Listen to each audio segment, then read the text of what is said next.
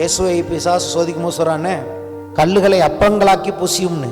நான் சொல்றேன், இயேசுவால் புசிக்க முடியாதுன்னு நினைக்கிறீங்களா? புசிக்க முடியுமா முடியாதா? கல்லை அப்பமாக்க முடியும்னா தேவனால கல்லை பிள்ளையாக்க முடியாதுன்னு நினைச்சிட்டு இருக்கீங்களா?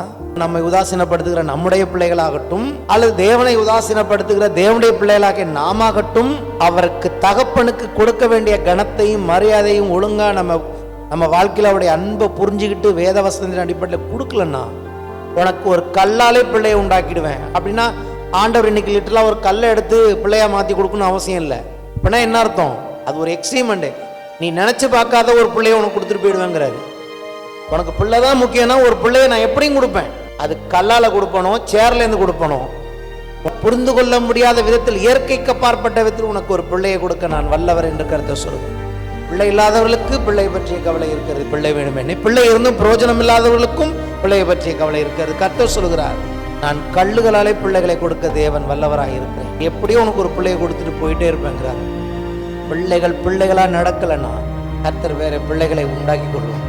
நீங்கள் கூப்பிடாவிட்டால் இந்த கல்லுகள் கூப்பிடுவேன்னு சொன்னார். எப்போதுமே கல்லை பத்தி ஏதோ ஒன்று சொல்லிட்டே இருக்கிறார். எது உனக்கு கவலை உண்டாக்குதோ நீ கவலைப்படாத, அதை நான் எப்படியும் உண்டாக்கி உனக்கு கொடுப்பேன். எந்த ஒரு காரியத்தை பத்தி உன் மனசுல நீ வேதனையோட இருக்கியோ அதை எடுத்து போட்டுரு, என்ன நம்பு. உனக்கு எப்படி அதை உருவாக்கி கொடுக்குற தேவன் நான், சிருஷ்டி கர்த்தர் நான். என்னால முடியாத காரியம் ஒண்ணுமே கிடையாது. எல்லாருடைய ஞானத்தை அவமாக்கிட்டு உனக்கு அற்புதத்தை செஞ்சுட்டு போயிடுவேங்கிற கர்த்தர். எல்லாம் உங்களுடையது. இதுக்கு சொல்ல வரேன், எல்லாம் உங்களுடையது. நீங்கள் கிறிஸ்துவனுடையவர்கள், கிறிஸ்து தேவனுடையவர். கனெக்ஷன் எப்படி வருது பாருங்க. இயேசு எல்லா விதத்திலும் அவமானப்படுத்தப்பட்டு தோற்று போனவராக, தன்னை ரட்சித்துக் கொள்ள முடியாதவராக சிலுவையில் தொங்கினதாக அங்கே கீழே இருந்த கூட்டம் அவரை தூஷித்தது. உலகத்தை எல்லாம் ரட்சிக்கிறேன் என்று சொன்னவனே, நீ தேவனுடைய குமாரனையானால் உன்னை நீயே ரட்சித்துக்கொள், இறங்கி வா பார்ப்போம், அப்பொழுது நாங்கள் உன்னை விசுவாசிப்போம். அதுதான் காணப்படுகிற ரீதியில் நடந்தது. ஆனால் தேவனுடைய ஞானம் எதை செய்தது? அதுக்கு பின்னாடி காணப்படாத உலகத்துல, ஆவிக்குரிய உலகத்துல ஒண்ணு நடந்தது. அது என்னன்னா, அதைத்தான் இங்க எழுதுகிறார். அவர் அங்க நிர்வாணமாகல, பிசாசையும் அவனோடு இருந்த அவனுடைய தூதர்களையும் அவர்களுடைய அதிகாரங்களையும் உறிந்து கொண்டு, ஆவிக்குரிய உலகம் இருக்குல்ல, காணப்படாத உலகம், அங்கே அவைகளை நிர்வாணமாக ஊர்வலமாக தெருவில் இயேசு ஓடவிட்டார் என்று வேதம் சொல்லுகிறது. யூதர்கள் என்ன பார்த்தார்கள்? கிரேக்கர்கள் என்ன பார்த்தார்கள்? அவமானம் அடைந்த இயேசுவை பார்த்தார்கள். நாமோ வேத வசனத்தின் மூலமாக, பரிசுத்த ஆவியானவர் மூலமாக சபைக்கு பவுல் எழுதுகிறார், இயேசு வெட்கப்படுத்தப்பட்டது இயற்கை காணப்படுகிற விதத்தில், காணப்படாத விதத்தில் வெட்கப்படுத்தப்பட்டவன் பிசாசும் அவனுடைய அதிகாரங்களும் அவைகளை உரிந்து கொண்டு வெளியரங்கமான கோலமாக்கி அவைகளை தெருக்களில் ஓடவிட்டார் என்று பார்க்கிறோம். நாங்களோ இயேசு அவமானப்படுத்தப்பட்டதை மட்டும் பார்க்கவில்லை. எஸ், அவர் அவமானப்படுத்தப்பட்டார், எனக்காக சிலுவையில் அவர் அவமானமானார், உங்களுக்காக நம்முடைய பாவங்களையும் சாபங்களையும் சுமந்து தீர்க்கும்படி அவர் அப்படி ஒரு கோலமாய் அவரை தேவன் மாற்றினார். பாவமே அறியாதவரை தேவன் நமக்காக பாவமாக்கினார்.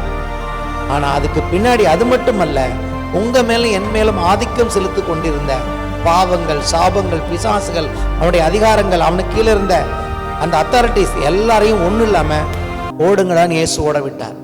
அதை நம்ம பார்க்கணும்.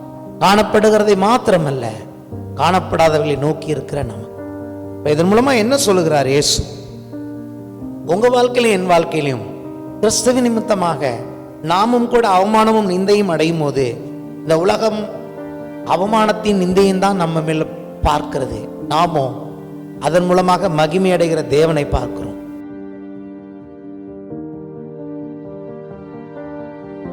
வாசிப்போம். 1 கொரிந்தியர் 1ஆம் அதிகாரம் 18 மற்றும் 19 வசனங்கள். சிலுவை பற்றிய உபதேசம் கெட்டு போகிறவர்களுக்கு பைத்தியமாய் இருக்கிறது, ரட்சிக்கப்படுகிற நமக்கோ அது தேவ பலனாய் இருக்கிறது. அந்தபடி ஞானிகளுடைய ஞானத்தை நான் அழித்து புத்திசாலிகளுடைய புத்தியை அவமாக்குவேன் என்று எழுதியிருக்கிறது. ரட்சிப்பின் மூலமாக நமக்கு உண்டாயிருக்கிற அந்த மிகப்பெரிய காரியத்தை நாம் தியானித்து வருகிறோம். தேவன் இன்றைக்கு நம்மை அவருடைய பிள்ளைகளாய் மாற்றியிருக்கிறார். ரட்சிப்பை எந்த வெளிச்சத்தில் நம்ம சமீப காலமாய் பார்த்து வருகிறோம்னா, முதல் பாவம், அந்த முதல் பாவம் என்ன என்கிறதின் அடிப்படையில் நாம் ரட்சிப்பை இந்த நாட்களில் பார்த்து வருகிறோம். ஏன்னா ரட்சிப்பை நல்லா புரிஞ்சுக்கணும்னா புதிய ஏற்பாட்டை நம்ம புரிந்து கொள்ள வேண்டிய விதத்தில் புரிந்து கொள்ள வேண்டும் என்று சொன்னால் நாம் முதல் பாவம் என்கிற அந்த காரியத்தை புரிந்து கொள்ள வேண்டும் என்று நான் சொன்னேன். என்ன முதல் பாவம் என்பது என்ன? இந்த உலகத்தின் ஞானத்தை தெரிந்து கொண்டான். நன்மை தீமை என்பதை தேவனுடைய ஞானத்துக்கு புறம்பாக அவன் தெரிந்து கொண்ட பொழுது அதுதான் பாவமாய் இருந்தது. அதுதான் முதல் பாவம்.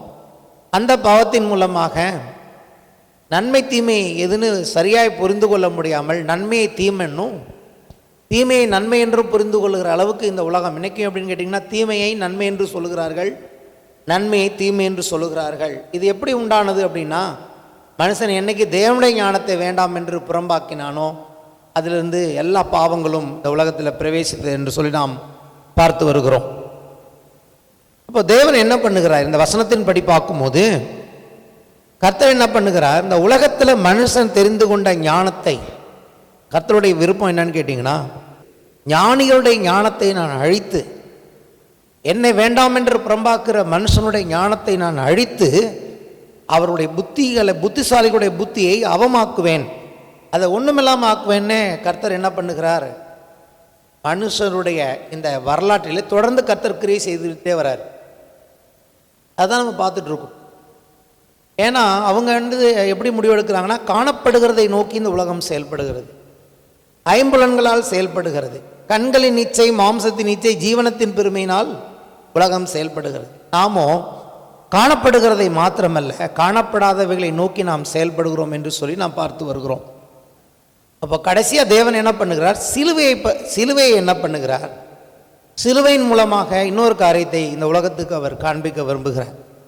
சிலுவையை பார்க்கும்போது இயேசு கிறிஸ்து அந்த சிலுவையில் அறையப்பட்ட காரியம் உலகத்தை பொறுத்த வரைக்கும் அது ஒரு பைத்தியக்காரத்தனமாக காணப்பட்டது, அது முட்டாள்தனமாக காணப்பட்டது. அதை விசுவாசிக்கிற நம்மையும் அப்படிதான் இந்த உலகம் பார்க்கிறது. சிலுவையை பற்றிய உபதேசம் கெட்டு போகிறவர்களுக்கு அது பைத்தியக்காரத்தனமாக தான் இருக்கிறது. ஆனால் ரட்சிக்கப்படுகிற நமக்கோ அது தேவனுடைய பலனாக இருக்கிறது என்று சொல்லி இங்கே பவுல் எழுதுகிறார். அப்போது எந்த விதத்தில் சிலுவை, இன்னைக்கு என்ன பார்க்க போகிறோம்னா, என்ன விதத்தில் சிலுவையின் மூலமாக தேவன் இந்த உலகத்தை பைத்தியமாய் மாற்றியிருக்கிறார், அது எப்படி இன்னும் கொஞ்சம் ஆழமாய் நாம் பார்க்க போகிறோம். அதான் நம்ம பார்த்துட்டு வந்துட்டு இருந்தோம். இந்த சிலுவை பற்றிய உபதேசம் அல்லது சுவிசேஷம் என்பது அதன் மூலமாகவே தேவன் என்ன பண்ணியிருக்கிறார்? இந்த உலகத்தின் ஞானத்தை கடைசியாக எங்கே தேவன் அதிகாரத்திலேருந்தே நம்ம பார்க்குறோம், மனுஷனுடைய ஞானத்தை தேவன் அவமாக்கிட்டே வராரு. ஆனால் கடைசியாக கல்வாரி சிலுவையில் ஒட்டுமொத்தமாக இந்த உலகத்தின் ஞானத்தை அவர் அவமாக்கி இருக்கிறார் என்பதை நாம் இன்றைக்கி பார்க்க போகிறோம். இது ஆதியாகமத்திலிருந்து வெளிப்படுத்தின விசேஷம் வரைக்கும் இதை நாம் தொடர்ந்து பார்க்கலாம். 2 கொரிந்தியர் 10ஆம் அதிகாரம் போன வாரம் அங்கே தான் பார்த்தோம். 2 கொரிந்தியர் 10ஆம் அதிகாரம் 3 முதல் 5 வசனங்கள். நாங்கள் மாம்சத்தில் நடக்கிறவர்களாய் இருந்தும் மாம்சத்தின்படி போர் செய்கிறவர்கள் அல்ல.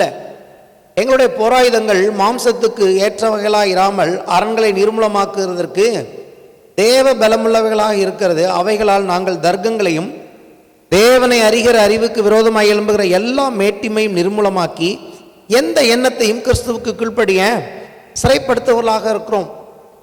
இவர் என்ன பவுல் எழுதுகிறாரு? நாங்களும் இந்த உலகத்தில் தான் இருக்கோம், எங்களுக்கும் சரீரம் இருக்குது, நாங்களும் சாப்பிடுகிறோம், நாங்களும் உடை உடுத்துகிறோம். ஆனால் யுத்தம் என்று வரும் பொழுது நாங்கள் மாம்சத்தின்படி போர் செய்கிறவர்கள் அல்ல. பார்க்கிற காரியங்களை வைத்து மட்டும் நாங்கள் இன்னைக்கு மாம்சத்தில் இருக்கிற நாங்களும் விழுந்து போன இந்த உலகத்தின்படி பார்க்கிறத வச்சு அதுக்கு பின்னாடி என்ன இருக்குது அப்படின்னு தெரிஞ்சுக்காம வெறும் பார்க்கிறத வைத்து நாங்கள் போர் செய்கிறவர்கள் இல்லை. அது மாம்சத்துக்கு ஏதுவாக இல்லாமல் அரண்களை நிர்மூலமாக்குறதற்கு தேவ பலமுள்ளவர்களாக இருக்கிறது எங்களுடைய போராயுதங்கள் அப்படின்னு சொல்றார். அவைகளால் நாங்கள் தர்க்கங்களையும் தேவனை அறிகிற அறிவு, அந்த இடத்துல இங்கிலீஷில் எப்படி வருதுன்னா தேவனுடைய அறிவுக்கு விரோதமாக. அப்போ கிறிஸ்தவ பிள்ளைகளுடைய வாழ்க்கை என்ன? இப்போ நீங்கள் நானும் ரட்சிக்கப்பட்டு வந்துட்டோம் இல்லையா? உலகம் இயேசுவை நம்பவில்லை, நீங்களும் நானும் இயேசுவை நம்பி ரட்சிக்கப்பட்டு இருக்கிறோம். அப்போ நீங்களும் நானும் எப்படி வாழணுங்கிறதுக்கு தான் இங்கே சொல்லுகிறேன். எப்படி நாமும் இதை செய்ய முடியும்னு கேட்டிங்கன்னா, ஒவ்வொரு எண்ணத்தையும் தேவனை அறிகிற அல்லது தேவனுடைய அறிவுக்கு விரோதமாய் எழும்புகிற எல்லாவற்றையும் நிர்மூலமாக்கி நாமும் இயேசுவுக்கு அவைகளை சிறைப்படுத்துவர்களாக மாற வேண்டும். இது 24/7 24 மணி நேரம் இது நம்ம வாழ்க்கையில் ஏற்படுகிறது. எந்த ஒரு காரியத்தையும் இதுக்கு பின்னாடி இருந்து என்ன யார் செயல்படுத்துகிறான், இந்த கர்த்தருடைய வார்த்தையை போதிக்கிறதுக்கு இன்றைக்கி நம்ம இவ்வளோ கஷ்டப்படுறோம் கால வேளையில் இல்லையா? உண்மையிலே இதுக்கு பின்னாடி என்ன இருக்கிறது? போன வாரத்துலேருந்து நம்ம பார்த்துட்ருக்கோம். என்னதான் அப்படி நடக்கிறது அப்படின்னு பார்க்கணும். இந்த மாம்சத்தில் நடக்கிறவர்களாக இருந்தும் இருக்கு இல்லையா, அது ஆம்பிளிஃபைட் பைபிள் எப்படி வருது பாருங்க. We are destroying sophisticated arguments and every exalted and proud thing that sets itself up against the true knowledge of God, and we are taking every thought and purpose captive to the obedience of Christ. Tamil எப்படின்னு கேட்டிங்கன்னா, அவர் சொல்கிறாரு, எங்களுடைய யுத்தம் எப்படி இருக்குன்னு கேட்டிங்கன்னா, நாங்கள் தந்திரமான வாதங்களையும், நல்லா கவனிங்க, தந்திரமான வாதங்கள் இருக்கு. அப்புறம் அப்போனா என்ன அர்த்தம்? பிசாசு கொண்டு வருகிற எண்ணங்கள் நேரடியாக பார்த்தா அது தந்திரமாக தெரியாது. தந்திரனாலே என்ன அர்த்தம்னு கேட்டிங்கன்னா, தான் சொல்கிறேன், மோசம் போகிறோம் என்று தெரியாமல் மோசம் போக்குவதுதான் தந்திரம், பிசாசின் தந்திரங்கள் என்று புதிய ஏற்பாடு சொல்லுது. இந்த இடத்துல எதை பவுல் வலியுறுத்தி சொல்கிறாருன்னு கேட்டிங்கன்னா, நாங்கள் தந்திரமான வாதங்களையும் தேவனை பற்றிய உண்மையான அறிவுக்கு எதிராக நிற்கும் ஒவ்வொரு உயர்ந்த மற்றும் பெருமையான காரியத்தையும் அழித்து ஒவ்வொரு சிந்தனையையும் நோக்கத்தையும் கிறிஸ்துவுக்கு கீழ்ப்படிதலுக்கு சிறைப்படுத்துகிறோம். எப்படி கிறிஸ்து கீழ்ப்படிந்தார்? அவர் எப்போதுமே பிதாவாகிய தேவனுடைய சித்தத்தை மட்டுமே தெரிந்து கொண்டார். இப்போ நாங்கள் தேவனுடைய பிள்ளைகளாயிட்டோம். நாங்கள் என்ன பண்ணுறோம்? எங்களுக்கும் யுத்தம் இருக்குது. அது கத்தினாலேயோ துப்பாக்கினாலோ நடக்கிற யுத்தம் அல்ல. பிசாசு என்ன பண்ணுகிறான்? அன்னைக்கு ஒரே ஒரு மனுஷன் இருந்தபடினாலே நேராக போய் ஆதாம் ஏவாள் இடத்துல அவன் செஞ்சது அன்னைக்கு யுத்தம் தான். அவங்களுக்கு தெரியல. அவர்கள் நம்பி ஏமாந்து போனார்கள். இன்றைக்கு உங்களுக்கு எனக்கும் எண்ணங்களின் வழியாக அவன் கிரியை பண்ணுகிறான். சில எண்ணங்களை கொடுக்குறான் இல்லையா? அப்போ இவர் என்ன பண்ணுறாரு? அப்படி அவன் தந்திரமாக அன்னைக்கு நடந்தது தான் இன்றைக்கும் நடக்குது. அது புதிய ஏற்பாட்டு சபையின் பிள்ளைகள் புரிஞ்சுக்கணும். இன்றைக்கும் பிசாசு என்ன பண்ணுகிறான்? தந்திரமான வாதங்கள், தேவனுடைய நாலேஜுக்கு அதுக்கு விரோதமாய் நிற்கும் ஒரு பெருமையான காரியம், சிந்தனை, நோக்கம், இப்படி வரும்போது நாங்கள் என்ன பண்ணுறோம்? இப்போ எங்களுக்கு புரியுது, கர்த்தருடைய சித்தம் இது கிடையாது. நாங்கள் புரிஞ்சுக்கிறோம். எப்படி புரிஞ்சுக்கிறோம்? சரி, ஒரு தேவனுடைய பிள்ளைக்கு இது தேவனுடைய சித்தமா? இது தேவனுடைய நாலேஜா? இது தேவனுடைய ஞானமா அப்படின்னு எப்படி தெரிஞ்சுக்க போகிறோம்? என்னென்ன வழிகளில் தேவன் நமக்கு சொல்கிறாருன்னு கேட்டிங்கன்னா, முதல் வழி தேவனுடைய வார்த்தை. அல்லேலூயா. இந்த வார்த்தையை நம்ம படிக்கிறோம் இல்லையா? இந்த வார்த்தையினால நமக்கு அந்த ஞானம் உண்டாயிருக்கிறது. நம்பர் 1. அதாவது முதல் ஆயுதம் தேவனுடைய சர்வாயுத வர்க்கங்கள். அதுபோல் தேவனுடைய, அதாவது இங்கே எழுதுறாருல்ல, செய்கிறவர்கள் எங்களுடைய போர் ஆயுதங்கள் அப்படிங்கிறார். அப்போ ஆயுதங்கள்லாம் என்னென்னு புரிஞ்சுக்கணும். முதல் ஆயுதம் கர்த்தருடைய வார்த்தை. அல்லேலூயா. வேதம் சொல்லுகிறது, இருபுறமும் கற்குள்ள பட்டயமாகிய தேவனுடைய வார்த்தை. இப்போ பிசாசு எண்ணங்களை கொண்டு வரும் பொழுது முதல்ல நாங்கள் வார்த்தையை அறிந்திருக்கிறோம். அப்போது எப்படி கற்றுக் கொடுக்குறாரு தேவன்? எப்படி நமக்கு கற்றுக் கொடுக்குறாரு அவருடைய சித்தத்தை, அவருடைய அதெல்லாம் நான் சொல்லணும்ல, போன வாரம் சொல்லலை, நேரம் இல்லாதனால. எப்படி எது தேவனுடைய ஞானம் அப்படின்னு எங்களுக்கு புரியுதுன்னா, இந்த வார்த்தை எங்களுக்கு போதிக்கிறது. உதாரணத்துக்கு எடுத்துப்போம். இயேசு சோதிக்கப்படுகிறார். சோதிக்கப்படும் பொழுது பிசாசு அவருக்கு சொன்ன ஒவ்வொரு ஒப்பீனியனுக்கும் அவர் எப்படி பதில் கொடுத்தார் தெரியுமா? உங்களுக்கு தெரியும் எல்லாருக்குமே. இப்படி எழுதியிருக்கிறதே. ஹல்லேலூயா. எப்படி சொன்னார்? இப்படி எழுதியிருக்கிறதே, இப்படி எழுதியிருக்கிறதே. அப்போது நீங்களும் நானும் இந்த யுத்தத்தை எப்படி செய்ய போகிறோம்? கத்தியை வச்சு இல்லை, அதை விட ஷார்ப்பான தேவனுடைய வசனம். அந்த வசனத்தை வச்சு என்ன பண்ணுறோம்? இப்படி எழுதியிருக்கிறதே என்று சொல்லும் பொழுது நாம் கிறிஸ்துவுக்கு அந்த எண்ணத்தை கீழ்ப்படி சிறைப்படுத்துகிறோம். அது வெறும் ஆடிபுல்லா இது போல் மைக்கில் கேட்குற சத்தம் இல்லை, அது எண்ணத்தில் கேட்கிற சத்தம். அல்லேலூயா. நீங்கள் நானும் எப்போதுமா சர்ச்சில் இருக்கோம். சர்ச்சில் இருக்கும்போது இப்போது கர்த்தருடைய வார்த்தையின் சத்தத்தை நீங்கள் நானும் கேட்டுட்டு இருக்கோம். மற்ற 6 நாட்கள் திங்கக்கிழமையிலேருந்து சனிக்கிழமை வரைக்கும் எத்தனை சத்தங்களை நம்ம கேட்குறோம். டிவியில் வர சத்தங்கள், ஆஃபீஸில் வர சத்தங்கள், போக்குவரத்தில் வர சத்தங்கள், நம்ம பார்க்குற பொல்லாதவர்கள் இடத்துல வருகிற சத்தங்கள், பல சத்தங்களை நம்ம கேட்குறோம். அப்போது ஒவ்வொரு சத்தத்தையும் நாம் கேட்கும்போது சிந்தனையில் என்ன விதமான எண்ணங்கள் வருகிறது, அந்த எண்ணங்களை எப்படி நம்ம அதை வகையறுத்து பார்க்குறோம், எப்படி வேறுபிரித்து பார்க்குறோன்னா, நமக்கு வார்த்தை தெரிஞ்சிருக்கணும். கர்த்தருடைய வசனம் நல்லா வேதாகமம் தெரிஞ்சிருந்ததுன்னா நம்ம சொல்லுவோம், இப்படி எழுதியிருக்கிறதே, ஆகவே இது என்னுடையதல்ல, இதெல்லாம் தேவனுடைய சித்தம் அல்ல. அப்படி தான் நம்ம தெரிஞ்சுக்கிறோம். அல்லேலூயா. ரெண்டாவது எப்படி தெரிஞ்சுக்கிறோன்னு கேட்டிங்கன்னா, பரிசுத்த ஆவியானவரை தேவன் நமக்கு கொடுத்திருக்கிறார். ஆமென். அந்த ஆவியானவர் என்ன பண்ணுகிறார், இங்கே நமக்கு வேத வசனங்கள் சொல்லுகிறது, அந்த ஆவியானவர் சகல சத்தியத்திற்குள்ளும் நம்மை வழி நடத்துகிறார். ஒன்று வார்த்தை, ரெண்டாவது ஆவியானவர் சில வார்த்தைகளை நமக்கு ஞாபகப்படுத்துகிறார். நம்ம மறந்தா கூட நான் சொன்னது போல போய் கொண்டிருக்கும் போதே அவர் சொல்லுகிறார், ஆவியானவர் சத்தம் அது, விசுவாசத்தினாலே உலகங்கள் தேவனுடைய வார்த்தையினால் சிருஷ்டிக்கப்பட்டது அப்படின்னு சொல்றார். அப்ப என்ன அர்த்தம், நீயும் தேவனுடைய விசுவாசத்தையுடைய மகனாய் இருந்து உன் வார்த்தையை கொண்டு எல்லாவற்றையும் சிருஷ்டிக்க முடியும். நீ கவலைப்படாத, இந்த சூழ்நிலை பார்த்து நீ பயப்படாத. இது எப்படி, சோர்ந்து போகும்போது, எல்லாம் இதுமேல் ஒன்றும் இல்லை என்று பிசாசு என்னை தாக்கும் போது பரிசுத்த ஆவியானவர் வார்த்தையை எனக்கு ஞாபகப்படுத்துகிறார், நான் அவனை சிறைப்படுத்துகிறேன். ரெண்டாவது ஆவியானவர் மூலமாய் சிறைப்படுத்துகிறோம். சரி, வார்த்தையும் நமக்கு வார்த்தை இருந்தும் நம்ம அதை சரியாக கவனிக்கல, ஆவியானவர் சொல்லியும் சரியாக கவனிக்கலாம். அப்புறம் என்ன பண்ணுகிறார் கர்த்தர், என்ன பண்ணுகிறார், சிலருக்கு சொப்பனங்களை கொடுக்கிறார். சொப்பனத்தின் மூலமாக, தரிசனத்தின் மூலமாக சில காரியங்களை வெளிப்படுத்துகிறார், எச்சரிப்பு கொடுக்கிறார், இது போல காரியங்கள் நடக்குது பாரு அப்படின்னு சொல்லி, இல்லையா? அப்போ அதன் மூலமாக தேவன் நமக்கு வெளிப்படுத்துகிறார். இதுவுமே இல்லைன்னா, இன்னும் ஒஸ்டா போச்சுன்னா கடைசி என்ன பண்ணுறாரு, வேற வழி இல்லாமல் கர்த்தருடைய தூதனை அனுப்புகிறார். போய் சொல்லு என் பிள்ளைக்குன்னு சொல்லிட்டு, கர்த்தருடைய ஒரு சிலருக்கு தேவனுடைய தூதர்களே என்ன செய்கிறார்கள், அந்த காரியத்தை வெளிப்படுத்துகிறார்கள். ஸோ தேவன்கிட்ட 1000 வழிகள் இருக்கு, அவருடைய சித்தத்தை அறிகிற அறிவினாலே நிரப்பப்பட. ஆமென். எதான் பவுல் ஜெபிக்கிறார், சபைக்காய் ஜெபிக்கும் பொழுது, கர்த்தருடைய சித்தத்தை அறிகிற அறிவினால் நீங்கள் நிரப்பப்பட நான் ஜெபம் பண்ணுகிறேன்கிறார். ரட்சிக்கப்பட்ட பிள்ளைகளுக்கு முக்கியமான காரியம் இங்கே யுத்தம் என்று சொல்லி இருக்கிறது. பெருமையான எண்ணங்கள், மேட்டுமையான எண்ணங்கள், அது எல்லாத்தையும் நமக்கு எப்படி இது தப்பு, இது தேவனுடைய இது இல்லைன்னு தெரிஞ்சுக்கணும்னா, ஒன்று வேதாகமத்தை தேவன் நமக்கு எழுதி கொடுத்திருக்கிறார், வார்த்தை நமக்கு போதிக்கிறது, ரெண்டாவது பரிசுத்த ஆவியானவர் போதிக்கிறார், மூன்றாவது தேவன் சொப்பனங்களையும் தரிசனங்களையும் கொடுக்கிறார். எதுவுமே நம்ம ஒர்க் அவுட் பண்ணுற ஆளாக தெரியலன்னா சில வேளைகளிலே தேவன் தன்னுடைய தூதர்களையே அனுப்பி நமக்கு ஒத்தாசை செய்கிறார். இதையும் தாண்டி கர்த்தர் என்ன செய்ய முடியும், இதையும் தாண்டி நம்ம ஞானம் இல்லாதவர்களாக இருந்தோம்னா எப்படின்னா, சபைக்கே போகாதவங்க, போனாலும் அங்கே என்ன பிரசங்கம் பண்ணுறாங்கன்னு கேட்காதவங்க, கர்த்தருடைய வேதத்தை இந்த புஸ்தகத்தை திறந்தே பார்க்காதவங்க, சும்மா இருக்கிற நேரத்தில் நல்ல தேவனுடைய பிரசங்கங்களை கேட்காதவங்க, அப்படிங்கும்போது பிசாசுக்கு ரொம்ப எளிது இல்லையா? யாருக்கு இப்படி எழுதியிருக்கிறதே அல்லது இப்படியும் எழுதியிருக்கிறதே, அவன் சொல்லுவான், நம்ம லெவலில் எப்படி வேணாலும் அவன் அட்டாக் பண்ணலாம். ஆனால் இயேசுகிட்ட எப்படி சொன்னான், வேத வசனத்தை வச்சே பேசுவான், இப்படி எழுதியிருக்கிறதுனால இப்படி பண்ணு,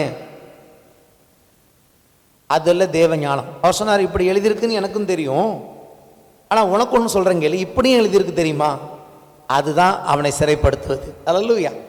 இயேசு எப்படி சிறைப்படுத்தினாரோ அப்படியே நாமும் அவனை கிறிஸ்துவுக்கு கீழ்ப்படி சிறைப்படுத்துவதாக இருக்கிறோம்.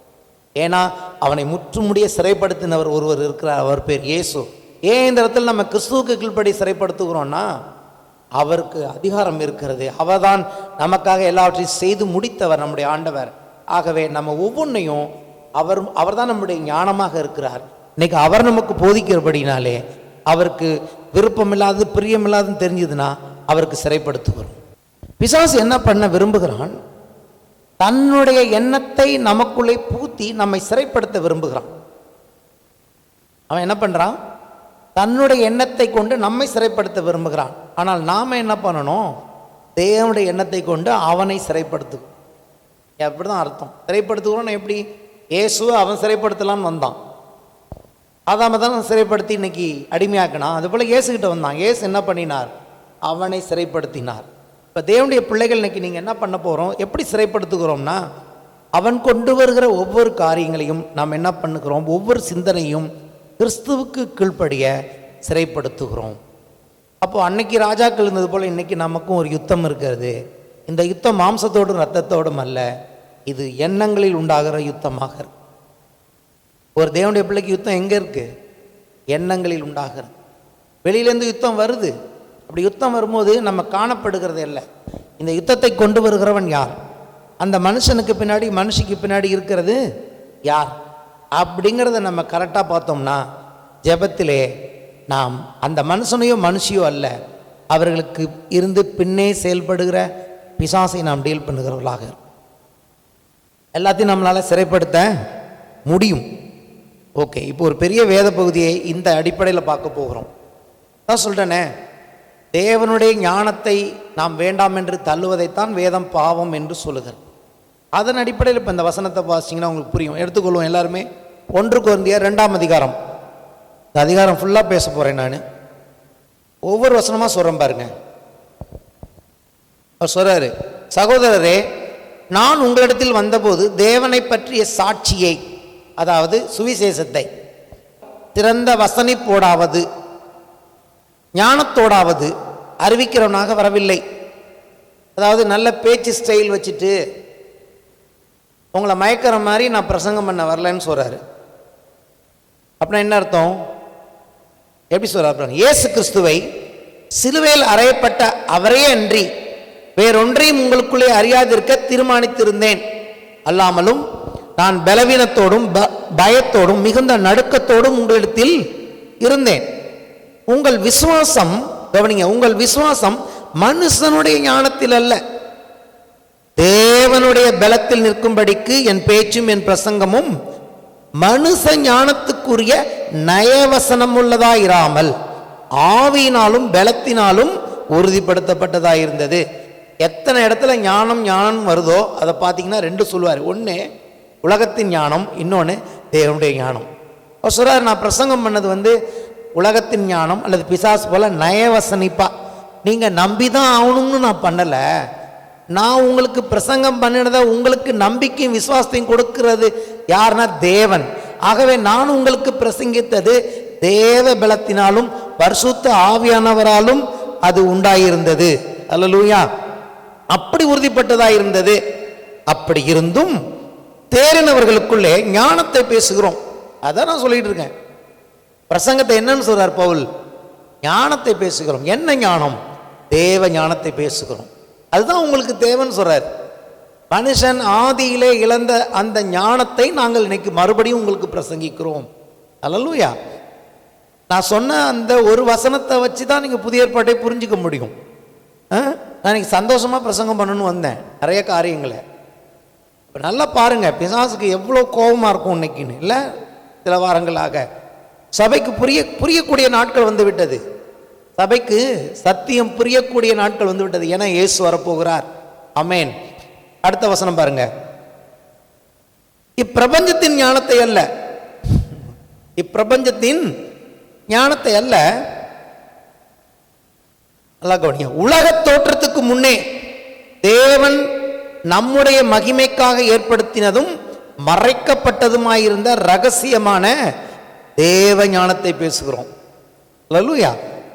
அதை இப்பிரபஞ்சத்து பிரபுக்களில் ஒருவனும் அறியவில்லை. இந்த உலகத்தில் உள்ள யாருக்குமே தெரியாது. அப்படி அறிந்தார்கள் ஆனால் மகிமையின் கர்த்தரை அவர்கள் சிலுவையில் அறைய மாட்டார்களே. ஏன் சிலுவைக்கு போறாருங்கிற அந்த ஞானம் மட்டும் இந்த உலகத்தில் உள்ள பிரபுக்களுக்கு தெரிஞ்சிருந்ததுன்னா அவன் இயேசு சிலுவையில் அறைஞ்சிருக்க மாட்டான். அப்ப சிலுவை என்ன? தேவனுடைய ஞானம். உலகத்தை பொறுத்த வரைக்கும் சிலுவை பைத்தியமாக இருக்கிறது. ஆனால் கல்வாரி சிலுவை உலகத்துக்கு மாறானது. அது நமக்கு தேவ பலன். கர்த்தர் அதில் ஒரு சில ஞானத்தை வைத்திருந்தார். ஆமென். எழுதியிருக்கிறபடி தேவன் தம்மில் அன்பு கூறுகிறவர்களுக்கு ஆயத்தம் பண்ணினவைகளை கண் காணவும் இல்லை, காது கேட்கவும் இல்லை, மனுஷனுடைய இருதயத்தில் தோன்றவும் இல்லை. நமக்கோ தேவன் அவைகளை தமது ஆவியினாலே வெளிப்படுத்தினார். அதான் நான் சொல்றேன். எப்படி இந்த ஞானத்தை கர்த்தர் வெளிப்படுத்துகிறார்? பரிசுத்த ஆவியினாலே மறைக்கப்பட்ட, இந்த உலகத்துக்கு மறைக்கப்பட்ட ஞானத்தை கல்வாரி சிலுவை பற்றி தேவன் நமக்கு வெளிப்படுத்தினார்னு எழுதுறாரு. அப்போ இந்த பகுதி பூரா என்னதான் பேசுகிறார்? அவர் ஞானத்தை பேசுகிறார். அல்லேலூயா. அந்த ஆவியானவர் எல்லாவற்றையும் தேவனுடைய ஆழங்களையும் ஆராய்ந்து இருக்கிறார். மனுஷனுடைய ஆவியை அன்றி மனுஷனில் எவன் மனுஷருக்குரியவைகளை அறிவான்? அப்படி போல தேவனுடைய ஆவியை அன்றி ஒருவனும் தேவனுக்குரியவைகளை அறிய மாட்டான். அதாவது தேவனுடைய காரியங்களை ஒருத்தருக்கு தெரிஞ்சிருக்கணும், அது ஆவியானவருக்கு தான் தெரிஞ்சிருக்கும்.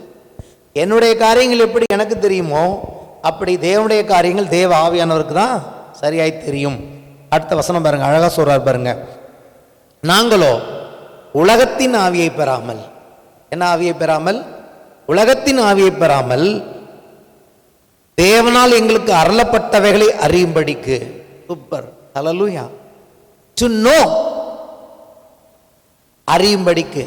எப்படி? தேவன் எதை எங்களுக்கு கொடுத்திருக்கிறாருங்கிறத நாங்கள் அறியும்படிக்கு. உலகத்தின் ஞானத்தை வச்சு தேவ ஞானத்தை அறிந்து கொள்ள முடியாது.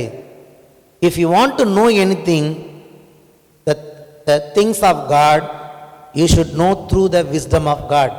எதையாவது தேவனுடைய காரியத்தை அறிஞ்சிக்கணும்னா பரிசுத்த ஆவியானவர் மூலமாக, தேவனுடைய வார்த்தையின் மூலமாக தான் நாங்கள் அறிந்து கொள்ள முடியும். அது உலகத்தின் ஆவியால் அறிந்து கொள்ள முடியாது. நாங்களோ உலகத்தின் ஆவியை பெறாமல் தேவனால் எங்களுக்கு அருளப்பட்டவைகளை அறியும்படிக்கு தேவனிடத்திலிருந்து புறப்படுகிற ஆவியை பெற்றோம். அவைகளை நாங்கள் மனுஷ ஞானம் போதிக்கிற வார்த்தைகளாலே பேசாமல், வரிக்கு வரி சொல்றாரு, மனுஷ ஞானம் தேவ ஞானம், மனுஷ ஞானம் போதிக்கிற வார்த்தைகளாலே பேசாமல் பரிசுத்த ஆவி போதிக்கிற வார்த்தைகளாலே பேசி ஆவிக்குரியவைகளை ஆவிக்குரியவைகளோட சம்பந்தப்படுத்தி காண்பிக்கிறோம். பிரசங்கங்கிறது என்னவா? இந்த வார்த்தையெல்லாம் எப்படி இருக்கு பாருங்க. இங்க என்ன எழுதியிருக்கு? இப்போ நாங்கள் பேசுறோம்ல, ஆதியாகமத்துக்கு போறேன், திடீர்னு வெளிப்படுத்தின விசேஷத்துக்கு போறேன், இங்கேருந்து 1 கொரிந்தியருக்கு போறேன், கலாத்தியருக்கு போறேன். அப்போ நான் எப்படி இதெல்லாம் சம்மந்தப்படுத்தி காட்டுறேன்? என்னுடைய அறிவுனாலையா? நான் படித்த இன்ஜினியரிங்காலையா? முடியாது. பரிசுத்த ஆவியானவர் எனக்கு கொடுத்த ஞானத்தினாலே இங்கேருந்து இங்கே என்ன பண்ணுகிறான்? வேதத்தின் வசனங்களை நான் சம்பந்தப்படுத்தி காண்பிக்கிறேன். நான் சம்பந்தப்படுத்தி காண்பிக்கிறது யாருக்கு புரியும்? என்னை போல தேவாவியை பெற்றவர்களுக்கு தான் அது புரியும். உலகத்துக்கு புரியுமா? புரியாது. உங்களுக்கு புரியுதா இல்லையா? அப்போ நீங்களும் நானும் எப்படி விசேஷத்தவர்களாய் மாறி இருக்கிறோம்னா தேவ ஞானத்தை பெற்றிருக்கு. ஒரு சாதாரண படிக்காதவங்களுக்கு கூட புரியும் பிரசங்கம். தேவனுடைய பிள்ளைகளுக்கு அவங்க படிக்க தேவையில்லை. ஏன்னா அவங்க 0 அறிவு இருந்தால் கூட பரவாயில்ல, உலகத்தின் அறிவு. ஆனால் பரிசுத்த ஆவியை பெற்றிருந்தால் அவர்களுக்கு பிரசங்கம் புரியும். ஆமென். இதுதான் இந்த வேதத்தின் மகத்துவம். பரிசுத்த ஆவியானவர் ஒருவருக்குள்ளே வரும்போது அவங்களுடைய இருதயத்தை அவர் திறந்து கொடுக்கிறார். கர்த்தருடைய வார்த்தையை புரிந்து கொள்ள தேவனே அவர்களுக்கு உதவி செய்கிறார் என்று பார்க்கிறோம். ஜென்ம சுபாவமான மனுஷனோ தேவனுடைய ஆவிக்குரியவைகளை ஏற்றுக்கொள்ள மாட்டான். அவைகள் அவனுக்கு பைத்தியமாக தோன்றும். இப்போ புரியுதா ஏன் அவனுக்கு பைத்தியமாக தோணுதுன்னு?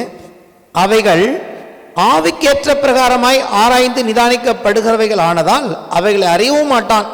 ஆவிக்குரியவன் யார்? நீங்கள் நானும் தான் போன வாரம் சொன்னேன். ஆவிக்குரியவன் எல்லாவற்றையும் ஆராய்ந்து நிதானிக்கிறான். ஆனாலும் அவன் மற்றொருவனாலும் ஆராய்ந்து நிதானிக்கப்பட மாட்டான். உங்களை எண்ணி உலகத்தில் உள்ள யாருமே இவன் இப்படி தான் அப்படின்னு ஆராய்ந்து நிதானிக்க முடியாது. கர்த்தர் என்ன பண்ணுவார்? எப்படி சிலுவையை அவங்களுக்கு பைத்தியமாக மாற்றினாரோ அப்படி உங்களை என்னையும் அவங்களுக்கு பைத்தியமாக மாற்றிட்டு கடைசியில் உங்களை என்னையும் தேவன் தனக்கு ஞானமாக மாற்றிட்டு போயிட்டே இருப்பார்.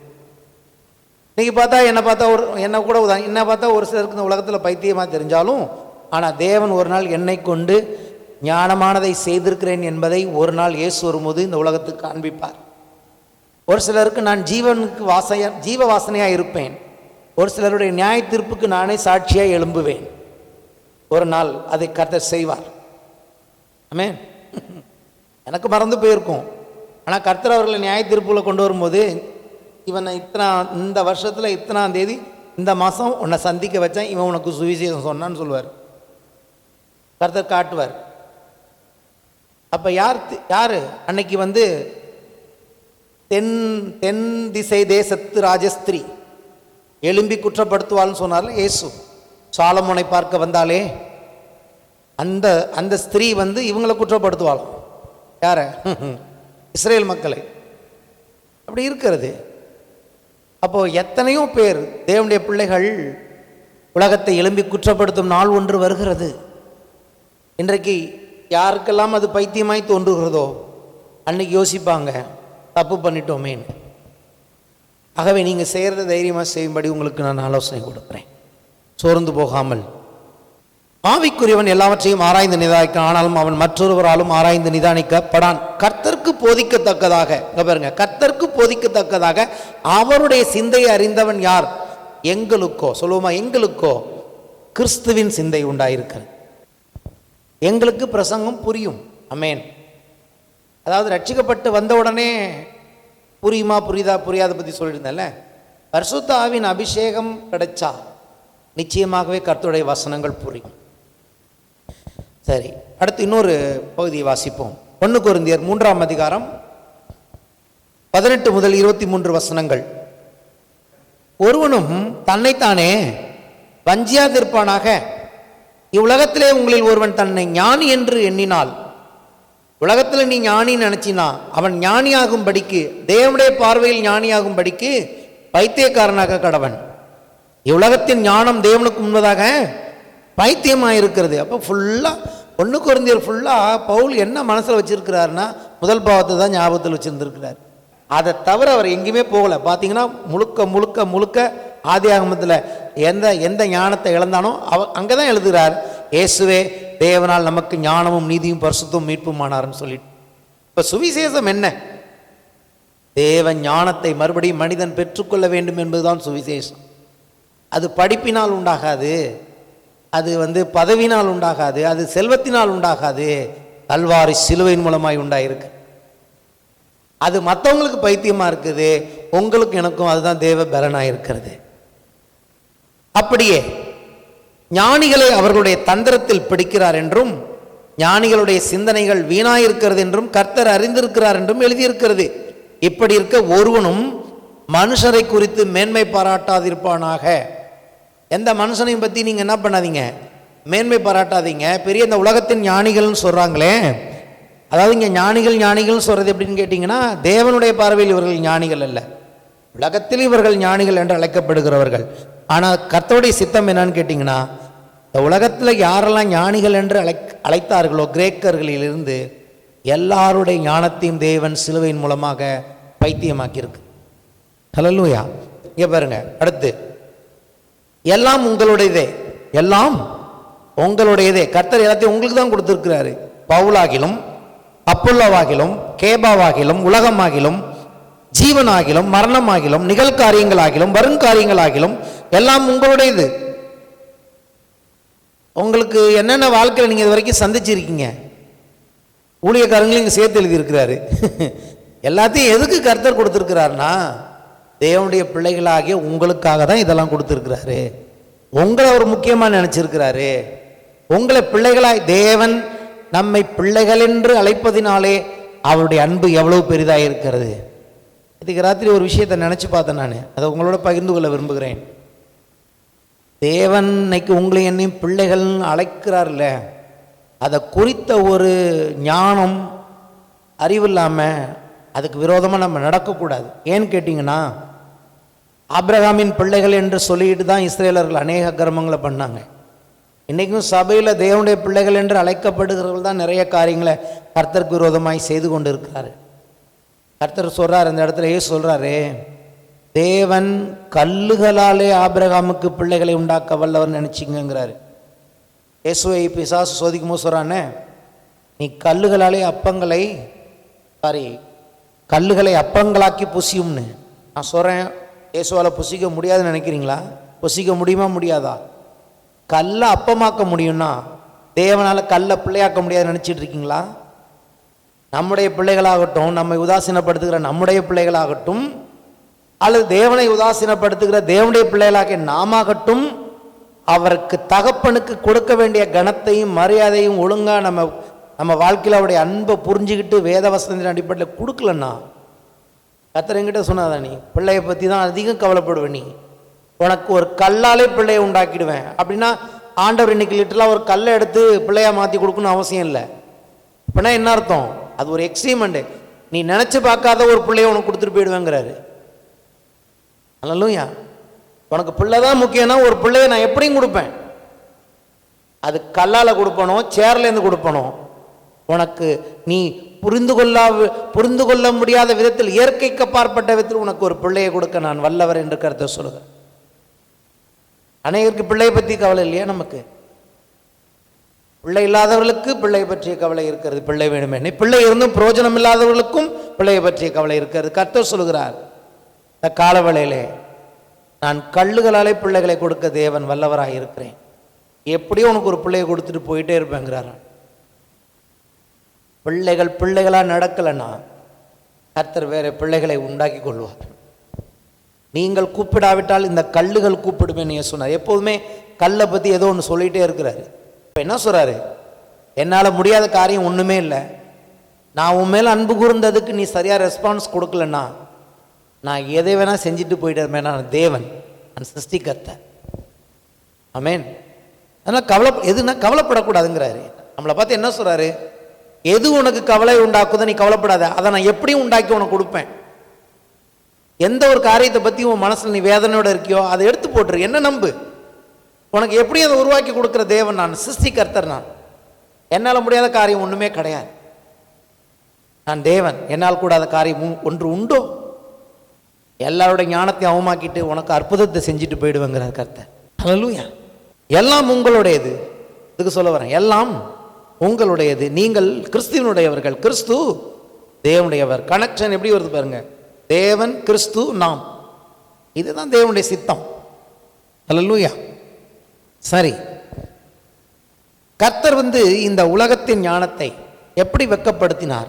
பிசாசை வெட்கப்படுத்தினார் கல்வாரி சிலுவையின் மூலமாக. அந்த ஒரு காரியத்தை மட்டும் இன்னைக்கு பார்த்து முடிப்போம். போன வாரம் அதை தான் ஆரம்பித்தேன், ஆனால் போன வாரம் அதை பேச முடியவில்லை. கொலோசியர் 2ஆம் அதிகாரம். இதை புரிஞ்சிட்டோம்னா நம்ம வாழ்க்கையில் கவலையப்பட மாட்டோம். கொலோசியர் 2ஆம் அதிகாரம் 15ஆம் வசனம். அடுத்த வாரம் 2ஆம் அதிகாரம் எல்லாம் ஃபுல்லாகவே பார்ப்போம். இன்றைக்கி ஒரு வசனம் மட்டும் பார்ப்போம். கொலோசியர் 2ஆம் அதிகாரம் 15ஆம் வசனம். துரைத்தனங்களையும் அதிகாரங்களையும் முறிந்து கொண்டு வெளியரங்கமான கோலமாக்கி அவைகளின் மேல் சிலுவையிலே வெற்றி சிறந்தார். In this way he disarmed the spiritual rulers and authorities. He shamed them publicly by his victory over them on the cross. இன்னொரு மொழிபெயர்ப்பு. Then Jesus made a public spectacle of all the powers and principalities of darkness, stripping away from them every weapon and all their spiritual authority and power to accuse us. And by the power of the cross Jesus led them around as prisoners in a procession of triumph. He was not their prisoner, they were his. He marched them naked through the streets. என்ன சொல்ல வராரு? சிலுவையை பார்க்குறாங்க. சிலுவையில் பார்த்தா, அதாவது காணப்படுகிறத first சொல்லுவோம். நம்ம காணப்படுகிறதை நோக்கி அல்ல, ஆனால் மஸ்ட்டு காணப்படுது. உலகம் எண்ணத்தை பார்த்தது. 2000 வருஷத்துக்கு முன்னாடி இயேசு கல்வாரி சிலுவையில் தொங்கின பொழுது, அவமானமாக நிர்வாகமாக தொங்கின பொழுது உலகம் என்ன பார்த்துன்னு கேட்டிங்கன்னா, இயேசு அவமானப்படுத்தப்பட்டார். இயேசு எல்லா விதத்திலும் அவமானப்படுத்தப்பட்டு தோற்று போனவராக, தன்னை ரட்சித்துக் கொள்ள முடியாதவராக சிலுவையில் தொங்கினதாக அங்கே கீழே இருந்த கூட்டம் அவரை தூஷித்தது. உலகத்தை எல்லாம் ரட்சிக்கிறேன் என்று சொன்னவனே, நீ தேவனுடைய குமாரனையானால் உன்னை நீயே ரட்சித்துக்கொள், இறங்கி வா பார்ப்போம், அப்பொழுது நாங்கள் உன்னை விசுவாசிப்போம். கோர மரணம் மட்டுமல்ல, அவமானமாய் தொங்கினார். அதுதான் காணப்படுகிற ரீதியில் நடந்தது. ஆனால் தேவனுடைய ஞானம் எதை செய்தது? அதுக்கு பின்னாடி காணப்படாத உலகத்தில், ஆவிக்குரிய உலகத்தில் ஒன்று நடந்தது. அது என்னன்னா, அதைத்தான் இங்கே எழுதுகிறார். அவர் அங்கே நிர்வாணமாகல, பிசாசையும் அவனோடு இருந்த அவனுடைய தூதர்களையும் அவர்களுடைய அதிகாரங்களையும் உறிந்து கொண்டு, ஆவிக்குரிய உலகம் இருக்குல்ல, காணப்படாத உலகம், அங்கே அவைகளை நிர்வாணமாக ஊர்வலமாக தெருவில் இயேசு ஓடவிட்டார் என்று வேதம் சொல்லுகிறது. அல்லேலூயா. அப்போ எதை பார்க்க போறீங்க? உலகம் என்ன பார்த்துச்சுன்னா, யூதர்கள் என்ன பார்த்தார்கள், கிரேக்கர்கள் என்ன பார்த்தார்கள்? அவமானமடைந்த இயேசுவை பார்த்தார்கள். நாமோ வேத வசனத்தின் மூலமாக பரிசுத்த ஆவியானவர் மூலமாக சபைக்கு பவுல் எழுதுகிறார். இயேசு வெட்கப்படுத்தப்பட்டது இயற்கை காணப்படுகிற விதத்தில், காணப்படாத விதத்தில் வெட்கப்படுத்தப்பட்டவன் பிசாசும் அவனுடைய அதிகாரங்களும் அவைகளை உரிந்து கொண்டு வெளியரங்கமான கோலமாக்கி அவைகளை தெருக்களில் ஓடவிட்டார் என்று பார்க்கிறோம். பிசாசின் தலையை மட்டும் நசுக்கல, அந்த கூட்டத்தை என்ன பண்ணாரு? எந்த வல்லமை இல்லாதவர்களாக, தோற்கடிக்கப்பட்டவர்களாக எல்லாம் ஓடுங்கடான்னு ஓட விட்டார் இயேசு. அப்ப எதை பார்க்க போறீங்க? அல்லேலூயா. கல்வாரி சிலுவைன்னு சொல்லும்போது இன்னைக்கு உட்கார்ந்து அழுதுட்டு இருக்க போறீங்களா கஞ்சி குடிச்சிட்டு? அல்லேலூயா. இன்னைக்கும் அழுதுகிட்டு கஞ்சி குடிக்கிறவங்க யாரை பார்க்குறாங்கன்னா, இயேசு அவமானப்படுத்தப்பட்டதை பார்க்குறாங்க. நாங்களோ இயேசு அவமானப்படுத்தப்பட்டதை மட்டும் பார்க்கவில்லை. எஸ், அவர் அவமானப்படுத்தப்பட்டார், எனக்காக சிலுவையில் அவர் அவமானமானார், உங்களுக்காக நம்முடைய பாவங்களையும் சாபங்களையும் சுமந்து தீர்க்கும்படி அவர் அப்படி ஒரு கோலமாய் அவரை தேவன் மாற்றினார். பாவமே அறியாதவரை தேவன் நமக்காக பாவமாக்கினார். ஆனால் அதுக்கு பின்னாடி அது மட்டுமல்ல, உங்க மேலும் என் மேலும் ஆதிக்கம் செலுத்தி கொண்டிருந்த பாவங்கள், சாபங்கள், பிசாசுகள், அவனுடைய அதிகாரங்கள், அவனுக்கு கீழே இருந்த அந்த அத்தாரிட்டிஸ் எல்லாரையும் ஒன்றும் இல்லாமல் ஓடுங்கடான்னு இயேசு ஓட விட்டார். அதை நம்ம பார்க்கணும். ரெண்டையுமே நம்ம பார்க்கணும். காணப்படுகிறதை மாத்திரமல்ல, காணப்படாதவர்களை நோக்கி இருக்கிற நமக்கு. இதன் மூலமா என்ன சொல்லுகிறார் இயேசு? உங்க வாழ்க்கையிலும் என் வாழ்க்கையிலும் கிறிஸ்துவின் நிமித்தமாக நாமும் கூட அவமானமும் நிந்தையும் அடையும் போது, இந்த உலகம் அவமானத்தின் நிந்தையும் தான் நம்ம மேல பார்க்கிறது, நாமோ அதன் மூலமாக மகிமை அடைகிற தேவனை பார்க்கிறோம். உங்களை அவர்கள் தூசிக்கும் பொழுது அவர்கள் உங்கள் மூலமாக ஆவியானவர் மகிமைப்படுகிறார் என்று வேதம் சொல்லு. இந்த உலகத்தில் நீங்கள் நானும், அதாவது நம்ம தனிப்பட்ட வாழ்க்கையில் செய்கிற தவறுகளால் உண்டாகிற அவமானங்களை பற்றி நான் சொல்லவில்லை. ஊழியத்தின் நிமித்தமும் கிறிஸ்துவின் நிமித்தமும் ஒரு விசுவாசியாய் இருப்பது நிமித்தம், நீங்கள் இயேசுவை ஏற்றுக்கொண்டது நிமித்தம் உங்களுக்கு ஒரு அவமானம் வந்தால் அது காணப்படுகிற அவமானம் அல்ல, காணப்படாத ரீதியில் அது கர்த்தருக்கு உங்களுக்கு மகிமையை கொடுக்கிற காரியமாக இருக்கிறது. இந்த கொஞ்ச காலம் பாட அனுபவிக்கிறோம் என்று வேதம் சொல்கிறது. இந்த உபத்திரம் எதை உண்டு பண்ணுகிறதாம்? நித்திய கனமகிமையை நமக்கு உண்டாக்குறது. அப்போ தேவனுடைய பிள்ளைகளுக்கு இந்த இடத்துல ஞானம் என்று இன்றைக்கு நான் சொல்லுகிறது என்னன்னு கேட்டிங்கன்னா, உங்கள் வாழ்க்கையிலும் என் வாழ்க்கையிலும் வெறும் காணப்படுகிறதை மாத்திரம் நான் பார்த்து வாழும்படி அல்ல. நமக்கு எவ்வளோ கஷ்டங்கள் அது இந்த உலகத்தில் நம்ம பார்க்குறோம். வாழ்க்கையில் நமக்கு கஷ்டங்கள் வருகிறது, சூழ்நிலைகள் வருகிறது, அதை மட்டும் பார்த்தோன்னா நீங்கள் நானும் சோர்ந்து போயிடும். ஆனால் தேவன் ஒருவர் நம்ம எப்படி அதுக்கு பின்னாடி அதையெல்லாம் அவருடைய ஞானம் அன்றியும் அவருடைய தீர்மானத்தின்படி அழைக்கப்பட்டவர்களாய் தேவனிடத்தில் அன்பு கூறுகிறவர்களுக்கு சகலத்தையும் நன்மைக்கு ஏதுவாய் மாற்றுகிற தேவன் இருக்கு. அதுதான் தேவனுடைய ஞானம். ஆதாம் அந்த ஞானத்தை இழக்காமல் இருந்தால் அவன் தீமையே அவனுக்கு வந்திருக்காது. தீமையை கூட தேவன் அவனுக்கு எப்படி நன்மையாக மாற்றணும்னு கற்றுக் கொடுத்திருப்பார். இன்றைக்கு ரட்சிப்பின் மூலமாக தீமையும் பாடுகளும் வரும்போது தேவனுடைய பிள்ளைகளுக்கு இருக்க வேண்டியது என்ன?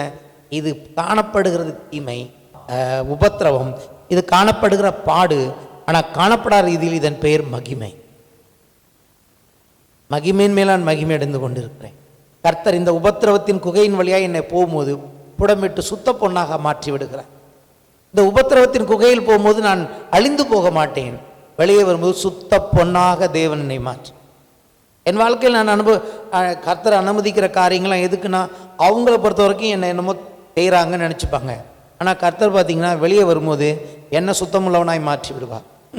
அழுக்கு, இம்ப்யூரிட்டிஸ், ஒரு வெள்ளியில் இருக்கிற அழுக்கெல்லாம் எப்படி அந்த அந்த நகை செய்கிறவர் நல்ல நெருப்பில் போட்டு அதை சுத்தப்படுத்துகிறாரோ, அப்படி சில வேளைகளில் நமக்கு உலகம் உபத்திரவத்தை கொடுத்தாலும் தேவன் நம்மை அதை கொண்டே பரிசுத்தப்படுத்தி சுத்த பொன்னாக மாற்றுகிறார். எப்படியுமே தேவனுடைய ஞானம் என்ன பண்ணும்? உங்களையும் என்னையும் கடைசியில் நல்ல மகிமையுள்ளவர்களாய் மாற்றிவிடும். அந்த வார்த்தையை தான் ஆண்டவர் அன்னைக்கு சொன்னார். ஆதாம் பாவம் செஞ்சு வந்தப்போ தேவன் முதலாவது அவனுக்கு உடை கொடுத்தினார் இல்லையா? அது கிருபைக்கு அடையாளமாக இருக்கிறது. வெறும் கிருபையை மட்டும் தேவன் நமக்கு கொடுத்தவில்லை. எதுக்கு கிருபையை கொடுத்து ரட்சித்திருக்கிறான்னா, ஒரு நாள் வருகிறது, அப்போ மகிமையினால் நம்மை உடுத்துவார். கிருபையினால் உடுத்தப்பட்டால் மாத்திரம் போதாது, ஒரு நாள் வருகிறது கர்த்தர் தன்னுடைய மகிமையினால் மறுபடியும் நம்மை உடுத்துவார். நாம் மகிமையின் மேல் மகிமை அடைந்து மறுரூபமாகி அந்த முழு பிரகாசத்தையும் முழு வெளிச்சத்தையும் ஒரு நாள் பெற்று. எத்தனை பேர் விசுவாசிக்கிறீர்கள்? எழுந்து நிற்போம்.